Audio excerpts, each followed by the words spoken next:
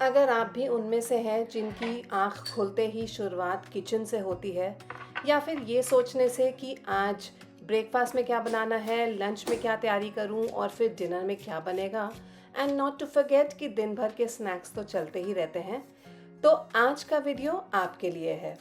Hello everyone, नमस्ते and welcome back. रोज़ रोज़ क्या बनाऊं, ये हम सबकी दुविधा होती है।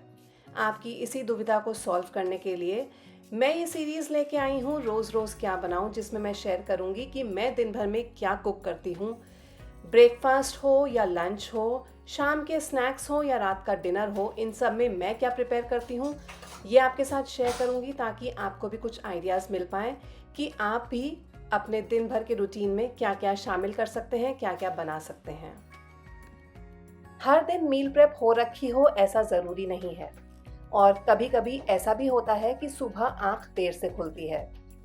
इन दिनों में ऐसा कुछ हमें बनाना होता है जो झटपट से बस 5 से 10 मिनट में ही तैयार हो जाए, स्पेशली बच्चों के टिफ़िन के लिए, क्योंकि उन्हें सबसे पहले घर से जाना होता है स्कूल के लिए। इसलिए आज मैं बच्चों के टिफ़िन बॉक्स के लिए बना रही हूँ इंस्टेंट वेज टोस्ट। इसके लिए मैंने 2.5 कप सूजी, अराउंड 1 कप दही डाला है उसमें, और डाली है सब्जियां काट के, जिसमें मैंने डाला है प्याज, गाजर, शिमला मिर्च जो मेरे पास अवेलेबल था, और थोड़ी सी हरी मिर्ची भी डाली है काट के। थोड़ा थोड़ा पानी मिला के मैं इसका एक बैटर बना लूँगी। थोड़ा सा थिक बैटर ही रखूँगी मैं ये, क्योंकि हमें इसके साथ टोस्ट बनाने हैं।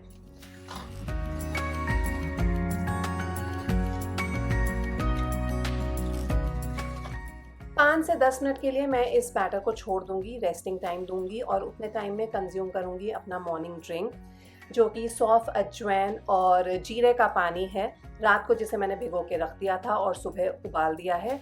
मैं और मेरे हस्बैंड दोनों ही इसे कंज्यूम करते हैं अर्ली मॉर्निंग एम्प्टी स्टमक। मैं इसे अभी ले रही हूँ और मेरे हस्बैंड 1 आध घंटे बाद जब उठेंगे तब ले लेंगे।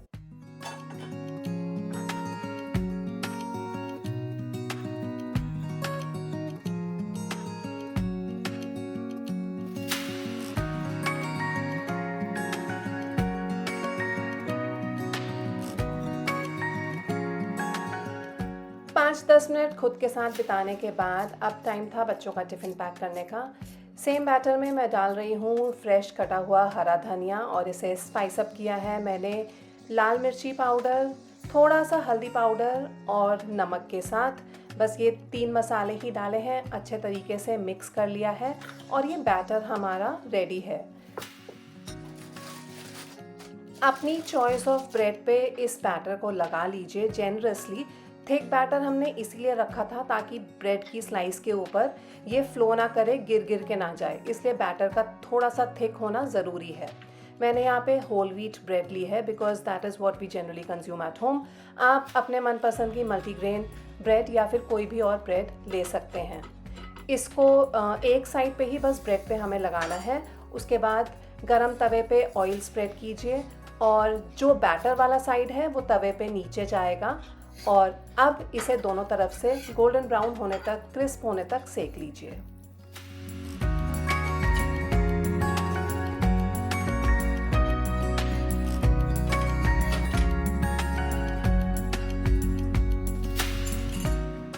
ये टोस्ट बहुत ज़्यादा टेस्टी लगते हैं खाने में। ठंडे भी हुए तो कोई फ़र्क नहीं पड़ता, ठंडे भी ये बहुत टेस्टी लगते हैं। इनको मैंने टिफ़िन में दिया है whole wheat chocolate walnut cake के साथ। इसकी रेसिपी मैं आपके साथ जल्द ही शेयर करने वाली हूँ। साथ में केचप का सैशे रखा है, एंड टिफ़िन बच्चों का पैक हो गया है।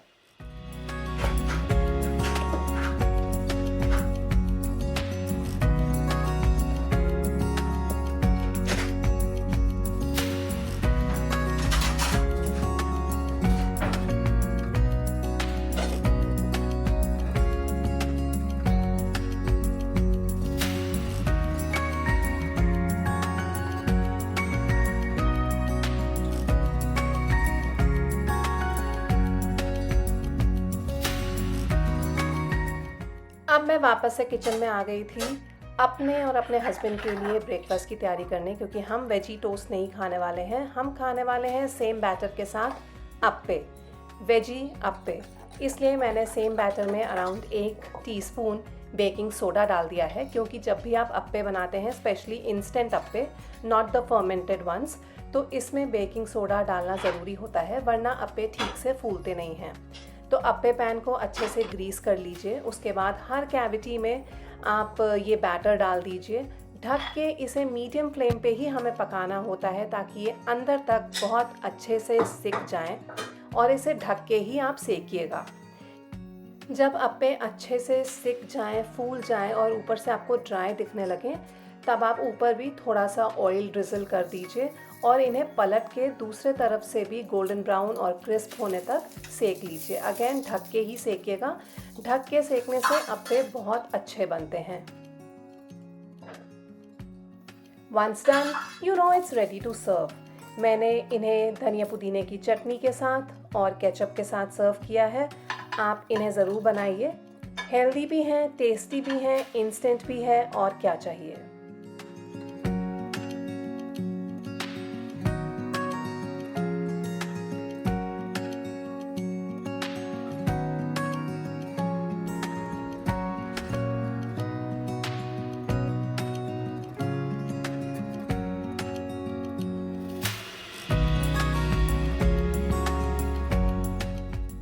अब टाइम था वापस किचन में आने का, क्योंकि लंच की प्रेपरेशन करनी थी। और लंच में मैं आज बच्चों की फेवरेट और हम सब की फेवरेट अफ़गानी एग करी बनाने वाली हूँ।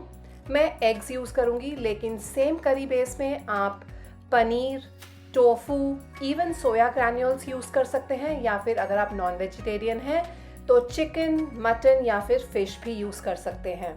बहुत टेस्टी और रेस्टोरेंट स्टाइल में ये सब्ज़ी बनती है।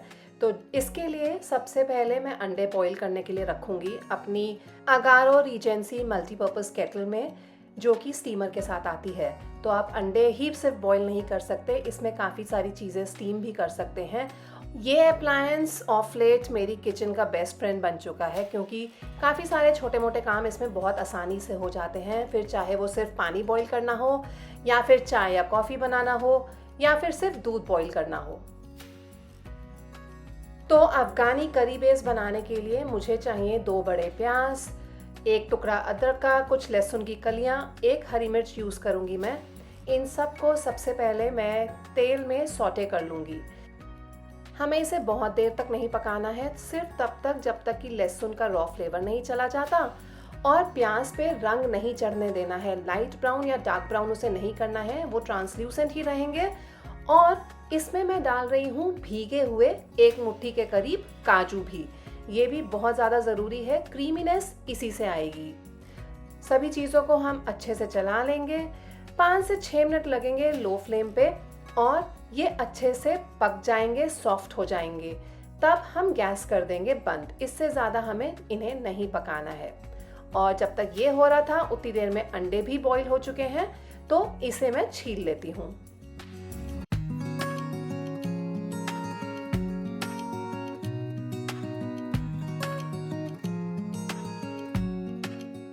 सभी अंडों पे इस तरीके से हम स्लिट लगा देंगे, ताकि जब हम इन्हें मसाले में थोड़ा सा फ्राई करें तो मसाला इनमें अंदर तक जाए। अब इन्हें हल्का सा फ्राई करने के लिए मैंने पैन में तेल लिया है, और तेल में डायरेक्टली इन बॉइल्ड एग्स को डाल दिया है। इसको हम 1-2 मिनट के लिए सौटे करेंगे, ताकि इसमें थोड़ा सा रंग चढ़ना शुरू हो जाए। इन द मीन वाइल यहाँ पे मैंने कुछ मसाले लिए हैं, नमक, काली मिर्च, लाल मिर्च का पाउडर और कसूरी मेथी। ये भी डाल देंगे और अंडों को अच्छे से इसमें फ्राई कर लेंगे।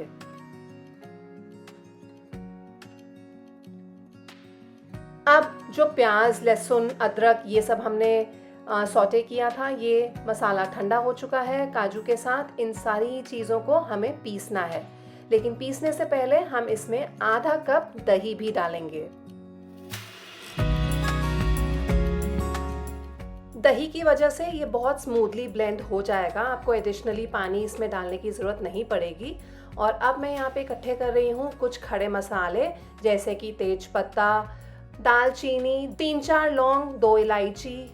और सेम पैन में जिसमें हमने अंडों को फ्राई किया था, उसी में थोड़ा सा ऑयल और डालिए और ये सारे ही खड़े मसाले डाल दीजिए। इसके साथ 1 चम्मच जीरा भी डालिए और कुछ सेकंड्स के लिए इन सारी ही चीज़ों को अच्छे से सौटे कर लीजिए। और अब इसमें डाल दीजिए ये प्याज लहसुन वाली ब्लेंडेड पेस्ट। इसको हमें लो फ्लेम पे अब भूनना है, लेकिन जब तक ये भुन रहा है मैं अगेन ब्लेंडर जार में आधा कप के करीब पुदीना और 1 मुट्ठी भर के धनिया स्टेम्स के साथ, धनिया की डंडी लेना बहुत ज़्यादा ज़रूरी है, इन दोनों ही चीज़ों को पानी के साथ ब्लेंड कर लूँगी। ये स्टेप आप मिस नहीं करेंगे क्योंकि यही अफ़गानी करी का मेन बेस है। इस करी बेस में टमाटर बिल्कुल नहीं जाएगा, इंस्टेड ये वाली पुदीने और धनिए की जो पेस्ट हम बना रहे हैं ये ज़रूर जाएगी। आप चाहें तो इसको जब प्याज और लहसुन हमने पीसा था उसी समय भी पीस सकते हैं।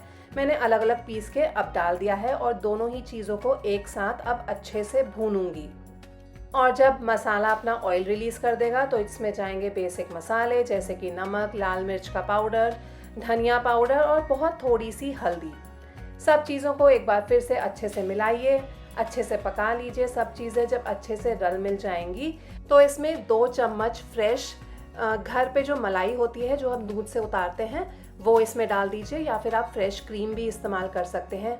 अच्छे से मिक्स कर लीजिए और ये हमारा ग्रेवी बेस रेडी हो गया है, बहुत ज़्यादा, जो कि यमी है। और इसमें डाल दीजिए अब ये फ्राइड एग्स। ढक के कुछ मिनट के लिए और पका लीजिए, तब तक जब तक कि सारी चीज़ें अच्छे से रल मिल नहीं जाती, और ये अफ़गानी एग करी रेडी हो जाएगी।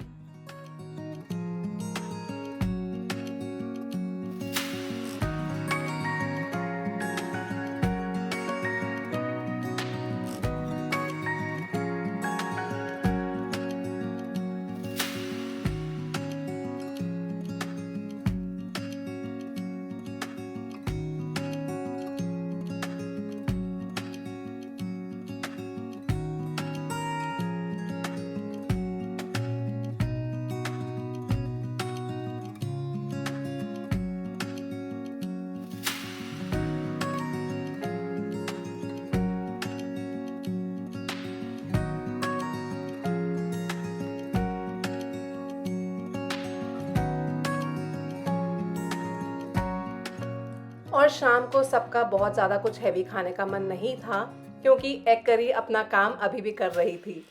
तो मैंने डिसाइड किया कि हल्की फुल्की भूख के लिए मैं भेल बना देती हूँ फटाफट। मुरमुरे तो आपको पता ही है, मैंने लास्ट वीडियो में शेयर किया था कि मैं थोड़े से रोस्ट करके उसमें थोड़े से मसाले डाल के अपने पास रखती हूँ। उसी में फटाफट से चॉप करके डाले प्याज, टमाटर और खीरा। आप चाहें तो इसमें स्प्राउट्स वगैरह भी डाल सकते हैं, हरी चटनी डालिए, टैमरिन चटनी डालिए, चाहें तो थोड़ा सा आप दही भी डाल सकते हैं, फरसान डालिए या सेव डालिए। सब चीज़ों को मिक्स कीजिए और फटाफट से ये भेल बन जाती है, जो आई एम श्योर सबको बहुत ज़्यादा पसंद आती है। आप सब में से कौन यहाँ पे चाट का बहुत बड़ा फ़ैन है? भेल, पानी पूरी, आलू टिक्की चाट, आलू छोले चाट, मुझे नीचे कमेंट करके ज़रूर बताइएगा, बिकॉज हमारे घर में तो सब चाट के दीवाने हैं, स्पेशली पानी पूरी।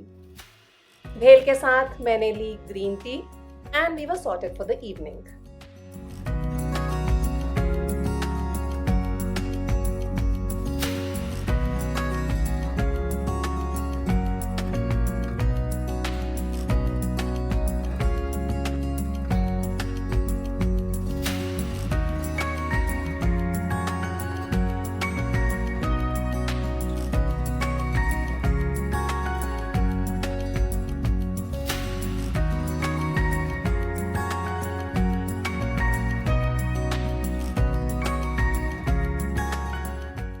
जनरली हम 8 बजे तक डिनर कर लेते हैं, लेकिन आज मुझे डिनर बनाने में देरी हो गई। तो दाल चावल से भी ज़्यादा क्विकली जो बनती है डिश वो है थाली पीठ। ये एक महाराष्ट्रियन डेलिकेसी है और मैं वही आज बना रही हूँ। आधा कप बेसन, आधा कप ज्वार का आटा, आधा कप रागी का आटा, 1 कप चावल का आटा, ये सब मैंने यहाँ पे लिया है। आप अपने मनपसंद के आटे इसमें ले सकते हैं। इसमें दही डालना बहुत ज़्यादा ज़रूरी है, वरना ये बहुत ड्राई ड्राई बनती है। और साथ में गया है ढेर सारा कटा हुआ प्याज और अदरक, लहसुन और हरी मिर्च मैंने फ्रेश कूटी है, उसका फ्लेवर भी इसमें बहुत अच्छा आता है। अजवाइन डाल रही हूँ और बेसिक घर के स्पाइसेस जैसे कि लाल मिर्च पाउडर, हल्दी पाउडर, धनिया पाउडर, गरम मसाला और नमक।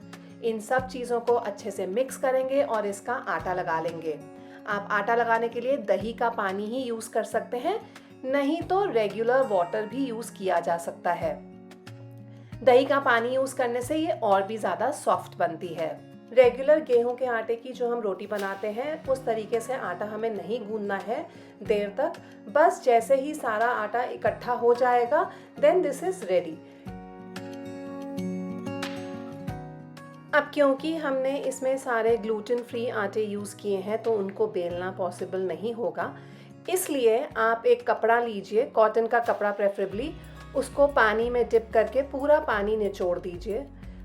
ये जो आटा हमने गूंदा है उसकी एक लोई बनाइए, हाथों को गीला करके अपने हाथों की मदद से पेड़े को फैला लीजिए। रोटी जितने साइज़ का कर लीजिए, प्रेफरेबली पूरी जितने साइज़ का कीजिएगा, बहुत ज़्यादा बड़ी इसे मत बनाइएगा। ट्रेडिशनली इसमें छेद किए जाते हैं 3 या 4, इस तरीके से उंगली से कर दीजिए। गरम तवे पे घी या तेल डालिए और कपड़े की मदद से इसको उठा के तवे के ऊपर डाल दीजिए। इसे ढक के लो फ्लेम पे पकाइए ताकि अच्छे से ये अंदर तक सिक जाए। और जब तक ये हमारी सिक रही है तब तक हम दूसरी थाली पीठ भी बना के रेडी कर लेंगे कपड़े के ऊपर। ये सबसे ज़्यादा आसान तरीका है इसे बनाने का, एंड बिलीव मी ये बहुत ज़्यादा न्यूट्रिशियस भी बनती है। आज तो जल्दबाजी में मैं थी इसलिए मैंने इसमें कोई सब्जियां नहीं डाली हैं, पर इसमें आप अपने मनपसंद की सारी सब्जियां डाल सकते हैं, जैसे कि कद्दूकस करके गाजर, इसमें मेथी बहुत अच्छी जाती है, मेथी को बारीक बारीक चॉप करके इसमें डाल दीजिए। अपने मनपसंद के आटे आप डाल सकते हैं, चाहे तो गेहूं का आटा भी इस्तेमाल कर सकते हैं और नहीं तो मेरी तरह पूरा ग्लूटेन फ्री भी बना सकते हैं। उसके बाद इसके ऊपर घी या तेल डाल के इसे दोनों तरफ से क्रिस्प कर लीजिए, ठीक वैसे ही जैसे हम कोई भी पराठा क्रिस्प करते हैं। अगर इसके ऊपर आपको हाथ के मार्क्स दिख रहे हैं क्योंकि हमने इसे हाथ से फैलाया था, देन दैट इज़ ओके, क्योंकि वो इम्प्रेशंस आपकी उंगलियों के is a very natural thing और इसी तरीके से ट्रेडिशनली इसे बनाया जाता है। लेकिन हाँ, एक चीज़ मैं ज़रूर एडमिट करूँगी कि ये गरम गरम ही अच्छी लगती है, जैसे ही ठंडी होती है इसका स्वाद नहीं आता है। तो अगर आप टिफ़िन में इसे ले जाने की सोच रहे हैं तो I would say please don't do so. इसको गर्मा गर्म ही बनाइए और एंजॉय कीजिए। तो बस यही था आज के वीडियो में। मुझे ज़रूर नीचे कमेंट करके बताइएगा कि should I continue with this रोज़ रोज़ क्या बनाएं सीरीज़, क्या आप इसे और देखना चाहेंगे या नहीं। आपके कमेंट्स का मुझे ज़रूर इंतज़ार रहेगा। Thank you for now. Keep smiling, keep watching, and I'll see you with my next one soon. Lots of love from me, Neelima. Bye-bye.